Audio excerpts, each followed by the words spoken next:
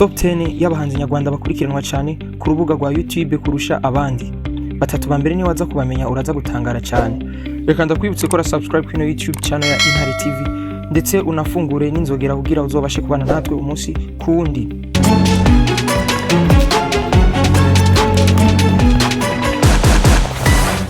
Ku mwanya wa 10 twasanga bitwa ya mpano, aho akurikiranwa n'ibihumbi 391.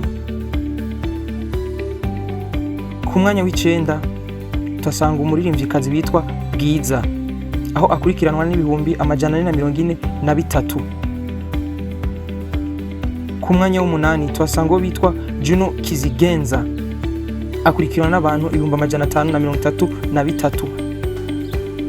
Ku mwanya w'indwi twasanga bitwa The Ben, aho akurikiranwa n'ibihumbi 600. Ku mwanya wa gatandatu twasanga bitwa Element L, aho akurikiranwa n'abantu ibihumbi 636. Ku mwanya wa gatanu twasanga bitwa Chris Easy, aho akurikiranwa n'ibihumbi 726.